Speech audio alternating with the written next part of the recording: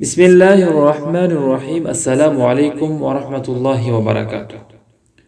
ناظرین، امید ہے آپ لوگ خیریت سے ہوں گے۔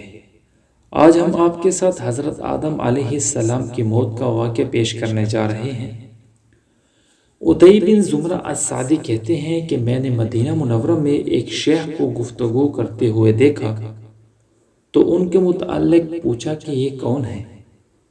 لوگوں نے بتلایا کہ یہ ابی بن کعب ہیں۔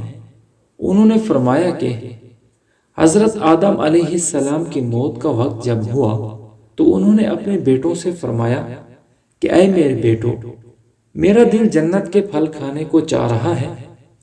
دنیا میں آنے سے قبل جنت میں رہتے تھے اور جنت کے پھل میوے کھاتے تھے، تو موت کے وقت انہی کی خواہش ہوئی۔ بیٹے جنت کے پھلوں کی طلب و تلاش میں نکلے تو راستے میں انہیں فرشتے ملے۔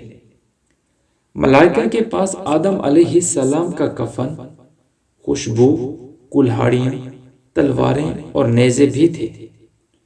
فرشتوں نے ان سے پوچھا کہ اے آدم کے بیٹو، تم کس چیز کی طلب و تلاش میں ہو؟ تم کیا چاہتے ہو؟ کہاں جا رہے ہو؟ انہوں نے کہا کہ ہمارے والد آدم علیہ السلام بیمار ہیں اور ان کا دل جنت کے پھل کھانے کو چاہ رہا ہے۔ فرشتوں نے کہا کہ واپس چلو، تمہارے والد کی قضا آ چکی ہے۔ چنانچہ وہ واپس ہو گئے۔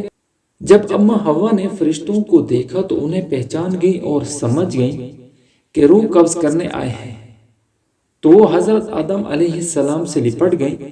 آدم علیہ السلام نے فرمایا کہ دور ہو جاؤ، مجھ سے دور ہو جاؤ، تمہاری جانب سے تو مجھے اس سے قبل دھوکہ ہو چکا ہے۔ میرے اور میرے رب کے فرشتوں کے درمیان سے راستہ چھوڑو۔ چنانچہ انہوں نے آدم علیہ السلام کی روح قبض کر لی، انہیں غسل دیا، کفن پہنایا، خوشبو لگائی، پھر ان کے لیے قبر کھودی اور وہ قبر سیدھی بنائی، پھر ان پر نماز جنازہ پڑھی، پھر ان کی قبر میں داخل ہو کر انہیں قبر میں رکھا۔ بعد ازاں ان کی قبر پر اینٹیں رکھ کر بند کر دیا۔ قبر سے نکل آئے اور اس پر مٹی ڈالی۔ بعد ازاں کہنے لگے، اے آدم کے بیٹو، تمہارا یہی طریقہ ہوگا مردوں کی تکفین اور تجہیز کا۔